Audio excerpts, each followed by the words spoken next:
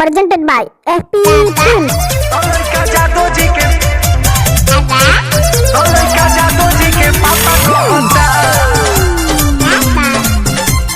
पापा को होता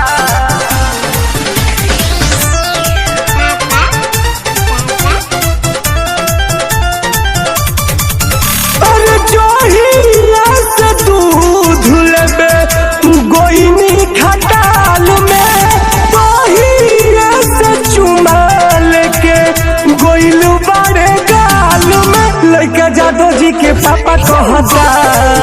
हमरा सोनिया जी के चाचा कहता तो लड़का जादो जी के पापा कहता हमरा सोनिया जी के चाचा कहता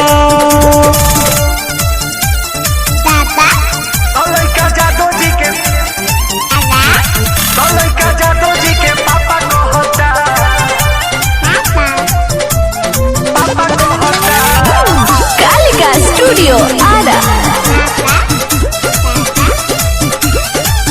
रोवतावे दिन भर नहीं करे सबर सखी चुपो न हो घोटा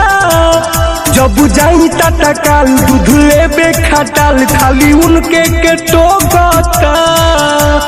रट भले बा रोवतावे दिन भर नहीं करे सबर सखी चुपो न हो घोटा जब जाई टाटा काल दूध लेबे खटाल खाली उनके के टोकता अरे के हाल भेट भइल रहे आज काल में अरे के हाल भेट भइल रहे आज काल में लड़का जादो जी के पापा कहता हमरा सोनिया जी के चाचा कहता तो लड़का जादो जी के पापा कहता हमरा सोनिया जी के चाचा कहता तो लड़का जादो जी के पापा कहता पापा कहता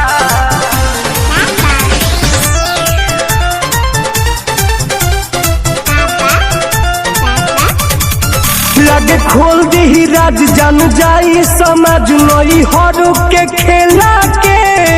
आई हे हउए नतीजा खाई बर्गर पिज्जा लइका टुन टुन के देला के दिमागे काम नहीं करते सखी लगे खोल दी राज जान जाई समझ नई हरू के खेला के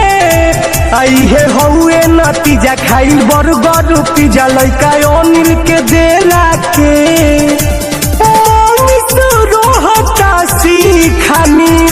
बावे बेहाल में संजू विकास खानी बावे बेहाल में लड़का जादो जी के पापा कहता हमरा सोनिया जी के चाचा कहता